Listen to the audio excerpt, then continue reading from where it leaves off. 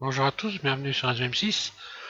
On va donc s'intéresser maintenant à la modélisation du Komodo phare et plus précisément à cette poignée ici, donc que j'ai fini de modéliser. Et puis le tableau de bord, vous allez pouvoir le télécharger tout simplement parce que c'est une modélisation qui est complexe. Donc je l'ai modélisé, vous allez pouvoir la mettre en place, donc il sera donc au bon format pour ce Komodo. Alors on verra surtout la poignée puisque le reste, vous allez voir, c'est extrêmement facile à faire. Donc je vais pas allonger un tuto pour des choses simples. Euh, je vais vous faire voir donc ce que vous allez pouvoir télécharger. Voilà donc la poignée du Komodo, côté phare. On va donc modéliser cette pièce-là. En ce qui concerne cette partie-là, je vous fais le détail. Voilà. Donc je fais partie d'un cube. Hein. Et puis vous voyez la taille, c'est grosso modo à peu près la même dimension. La barre et la poignée que ici le boîtier. Disons qu'il suffit seulement de partir d'un cube, et puis là j'ai fait glisser les arêtes pour l'arrondir, et puis j'ai rajouté donc des rayons, et ici j'ai fait ce cadre ici, puisqu'on a un cadre, et ensuite j'ai simplement arrondi, poussé les rayons ici pour pouvoir avoir cette courbe. Je suis d'abord parti sur un plan, et ensuite après avoir fait cette courbe ici, et donc avoir réduit comme ceci légèrement, j'ai donc extrudé l'ensemble, fermer les surfaces et rajouter des rayons ici, voilà. Donc ce qui va être intéressant, ce sera plutôt ça. Donc dans le téléchargement que vous allez donc pouvoir, je vais vous faire voir le téléchargement. Voilà, vous allez pouvoir télécharger donc ces deux pièces. Donc je vais quand même vous donner, vous mettre en téléchargement le Komodo pour ceux éventuellement qui n'arriveraient pas à faire cette pièce, ça peut arriver. Hein. Et puis donc le tableau de bord, donc qui est à la bonne dimension normalement, n'avez pas beaucoup de retouches à faire. Par contre, si vous devez faire des retouches, en aucun cas vous ne compressez le tableau de bord, il faut le régler en allant ici sélectionner les bouts et puis les bouger avec l'outil de déplacement, mais surtout pas utiliser l'outil de déformation ou alors vous allez avoir des surprises quand on va installer le tableau de bord, donc le compteur de vitesse. Voilà, donc vous avez ce téléchargement là. Et puis je vais vous donner un autre conseil puisqu'on va aussi, comme on arrive vers la fin de cette modélisation, je vais fermer ça. Comme on arrive sur la fin de cette modélisation, on va également animer notre voiture. Donc je vous fais une démonstration. Et puis donc quand vous allez bouger la voiture, vous allez avoir donc les roues qui tourneront en même temps. On l'animera sur un chemin ici sur un chemin hein, on fera en sorte qu'elle puisse rouler et tourner les roues. Donc je vais également faire en sorte qu'elle puisse tourner les roues et que le volant tourne en même temps. Alors pour ça, il va falloir commencer à s'intéresser. Je vais faire un tuto dessus, bien sûr, mais il va falloir commencer à vous intéresser à donc ici, je vais choisir la bonne roue, ici, donc une contrainte. Quand vous allez ici dans les sélections, vous avez ce maillon de chaîne là, vous avez un petit icône avec deux maillons de chaîne. Vous cliquez dessus et vous avez ici transformation. Et il va falloir commencer à s'intéresser donc ici à cette contrainte qui est transformation. Bien sûr, je vais faire un tuto dessus. Donc voilà, vous allez ouvrir un tableau comme celui-ci. Et puis il faut aller chercher des tutos. Il y en a sur YouTube. Hein. Mais je vais quand même en faire une bien doucement pour qu'on puisse bien comprendre. C'est pas franchement évident, mais bon, je vous conseille de commencer à vous y intéresser un petit peu avant d'arriver sur le fait et puis d'avoir des difficultés dans la compréhension. Je vais essayer d'être clair, mais bon, c'est pas vraiment très facile, mais bon, voilà. Voilà, donc on verra cette partie animation et puis maintenant je vais vous expliquer comment réaliser donc la poignée du commodo de phare. Voilà, on va l'ouvrir.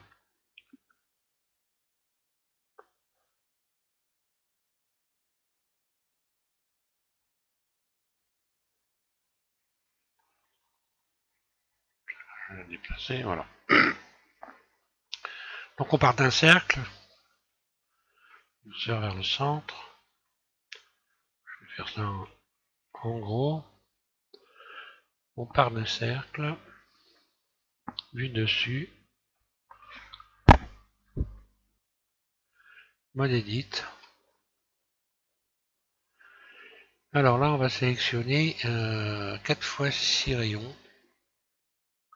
Donc en laissant partant du centre ici, ou d'ailleurs pas du centre, puisque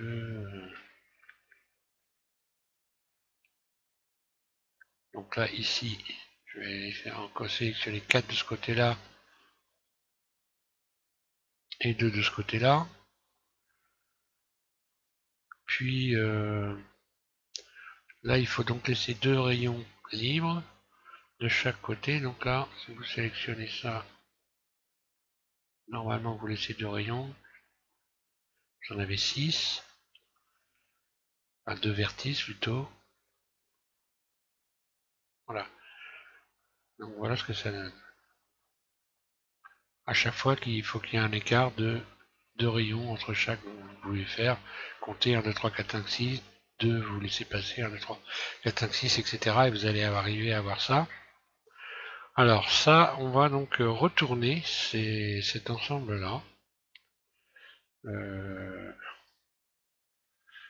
D'ailleurs, j'aurais peut-être pas dû m'y prendre comme ça. J'aurais dû retourner ça différemment. En mode individuel. Ça aurait été beaucoup mieux. Je suis en train de penser que je peux simplifier un peu la vie, ce sera pas plus mal. Attention. Je vais mettre ça plutôt au centre comme ça. Je vais décaler un petit peu, voilà. Et je vais plutôt faire ça.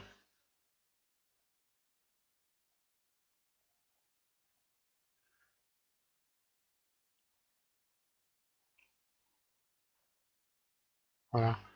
En plaçant comme ça au centre. Outils de déformation. Et puis, voilà, je pense qu'on va pouvoir non pas le retourner. On va se mettre en mode individuel. Origine individuelle. Et puis voilà. On n'a plus qu'à retourner comme ceci.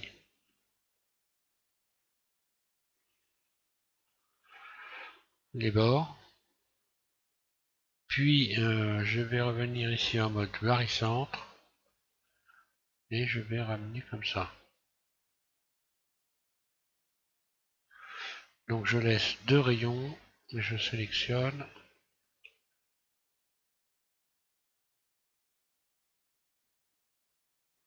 Il m'en faut 6. Non. Voilà, pareil de l'autre côté, 6.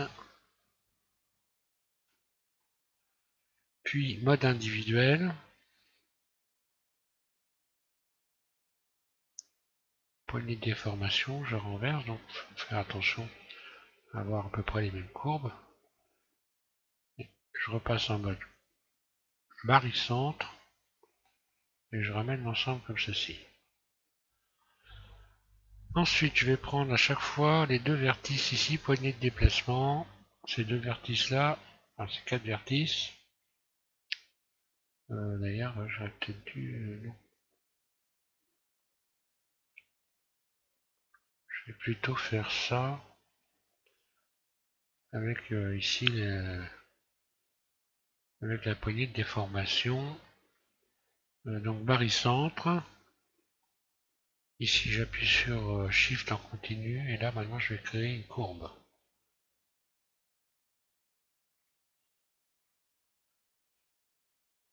Voilà.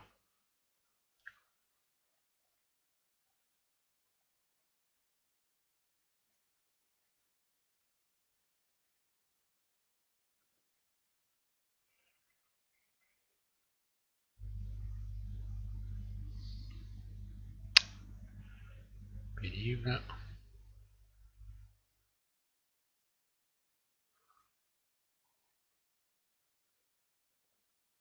Là, voilà la forme que vous devez obtenir.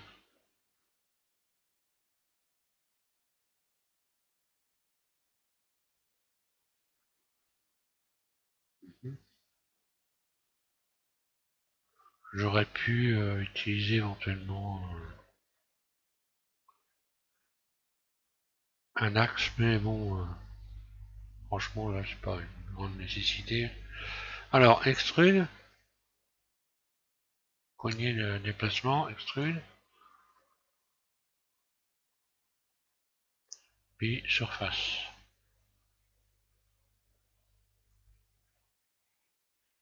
Donc là il faut vous fier à des photos, hein, vous allez en trouver sur le net hein, assez facilement.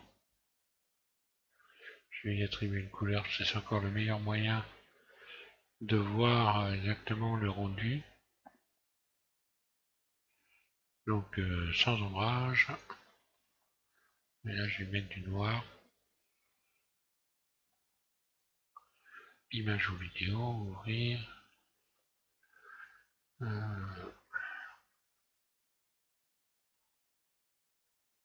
Caoutchouc. Donc là du noir moyen.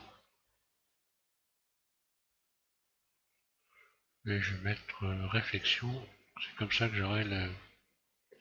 Disons qu'on voit le mieux les détails. Et puis je vais assigner. Et je vais commencer déjà à ajouter une subdivision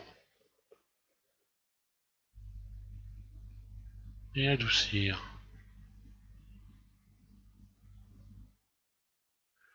Donc mode objet et puis adoucir. Ici. Bon, je vais regarder l'aspect général, qui peut toujours de toute façon se modifier par la suite. Hein.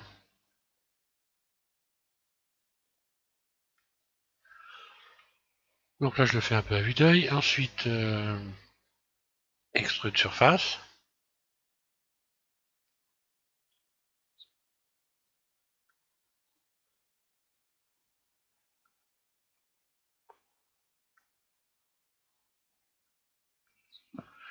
Donc si je me rappelle bien, oui, ça fait ça.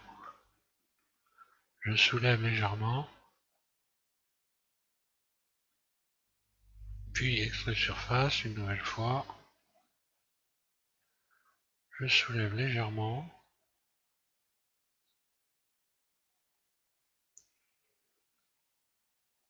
Puis ici je vais dans le tool. Cercle. Surface. Extrude vers l'intérieur. Poignée de déplacement. Puis extrude surface 0. ES 0. Maintenant je vais rajouter donc le rayon ici. Deux rayons, un ici et un ici. Ça me donne ça.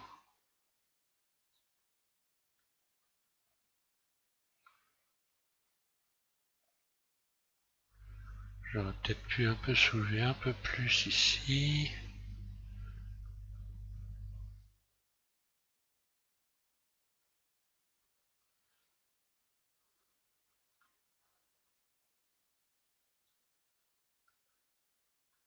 Oui, ça va à peu près. Bon, voilà, ça n'a pas encore vraiment de bonne forme. Le bas, je pense que je peux réduire un peu.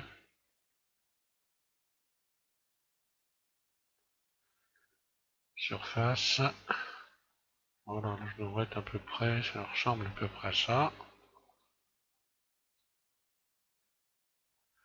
On va aller voir ça comme ça, en matériaux. On va mieux voir si ça va ou pas. Bon, là, je suis plutôt assez bien. Hein. Finalement, j'aurais pas dû soulever ici. Ça sert à rien du tout.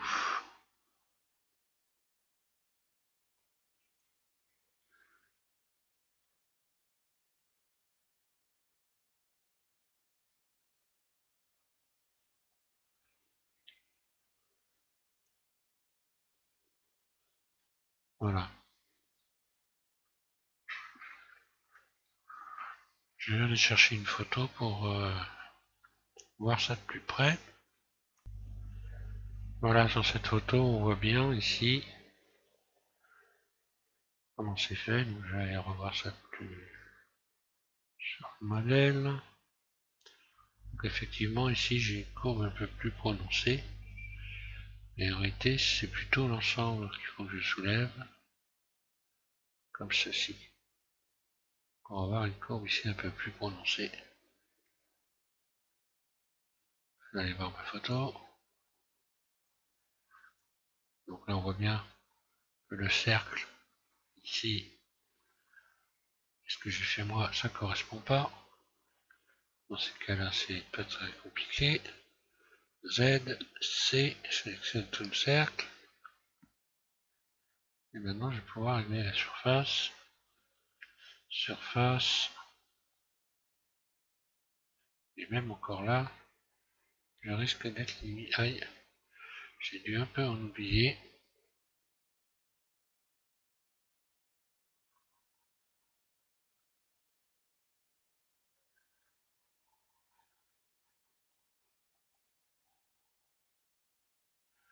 Voilà. Surface.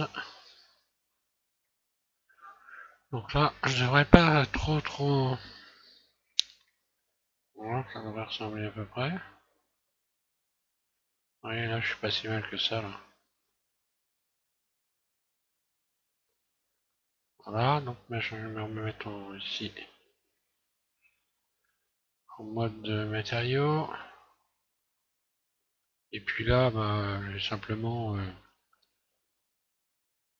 inutile de trop pour la couleur, c'est pas la peine de trop se casser la tête pour un point blanc. Un point blanc, on va aller le chercher en mettant les matériaux. Donc ici plus, nouveau. Et puis je vais mettre un blanc grisonnant, on va dire. Et puis je vais assigner et retendre la surface en rajoutant un rayon. Je peux mettre un peu plus blanc que ça quand même. Donc finalement, le blanc, oui. On peut accentuer le blanc ici, donc en diminuant la dureté. Sans la mettre à 0 non plus. Voilà, dureté à 2. Et j'obtiens ceci.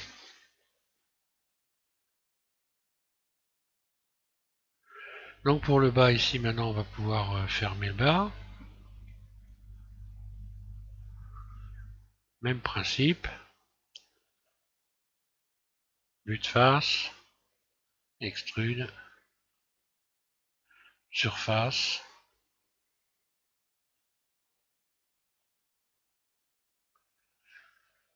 Quoique là, j'aurais peut-être pu mettre un rayon avant. Pour bien garder la forme.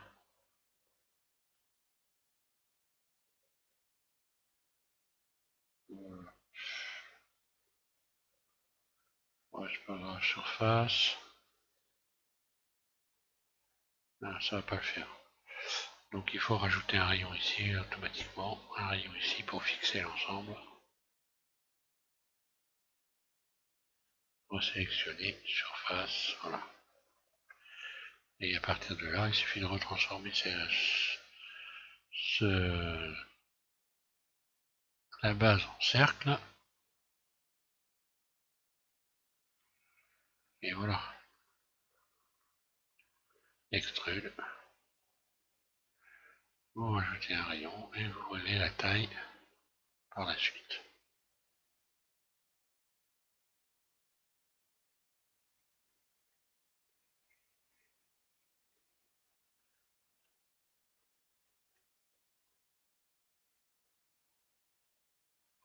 Je vais y ajouter donc une nouvelle texture, plus, nouveau, sans ombrage, nouvelle, ouvrir, chrome, la barre chromée, hein. Et hop, ouvrir, réflexion bien sûr, et assigner. Je retends la surface pour avoir la bonne.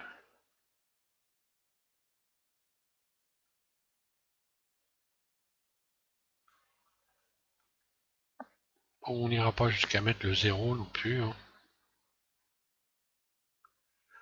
Sinon ça oblige évidemment à aller faire un découpage. Ceux qui veulent s'y amuser, bien, amusez-vous, mais ce sera sans moi.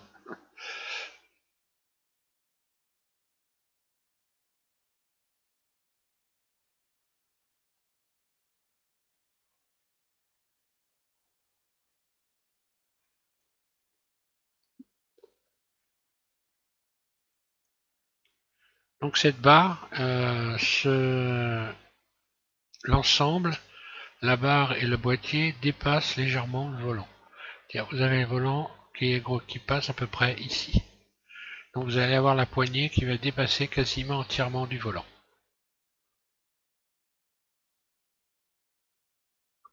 Pour la mettre en place. Donc voilà. On va regarder ce que ça donne ici. Matériaux.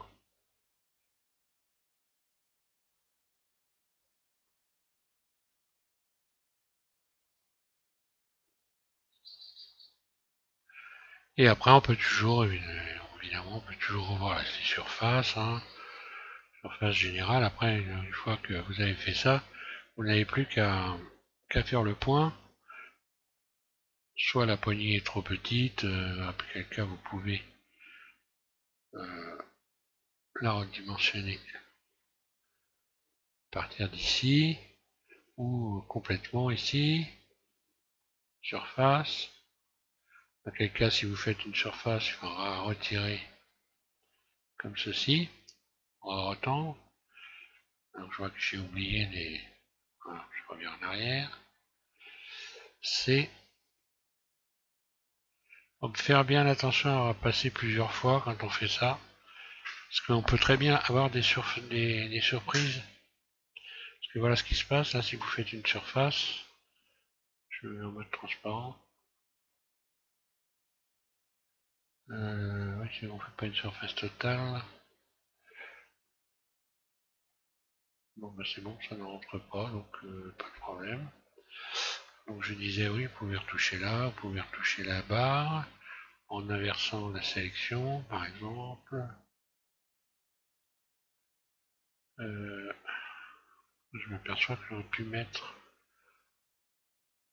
Voilà. S'il y avoir quelque chose. Bon, enfin voilà. C'est pas très compliqué, mais bon, c'est vraiment la seule partie qui peut être un peu compliquée sur cette modélisation. Hein. Donc voilà, je vous invite donc à télécharger le tableau de bord, puis donc modéliser votre commodo de phare. Donc il est intéressant de travailler sur cette poignée, hein, pour se rappeler, pour voir comment on peut obtenir des formes qui ont l'air compliquées. Et en réalité, quand on fouine un petit peu, on arrive à trouver une solution simple. Donc ça c'est une bonne façon de faire les choses. Et puis donc modéliser le boîtier, ou alors vous servir de celui que je vous ai mis en téléchargement pour ceux qui n'y arriveraient pas éventuellement. Hein. Vous avez donc plusieurs possibilités. Et puis commencer à vous intéresser surtout donc ici à la contrainte transformation. Commencez à vous y intéresser. Et puis donc en fin de modélisation de la 2 chevaux, quand on aura tout fini, on passera au stade de l'animation. Et on l'animera complètement avec le volant qui tourne en même temps que les roues, etc. Voilà. Je vous remercie de suivre SVM6 et puis je vous souhaite à tous une bonne modélisation. Voilà, merci.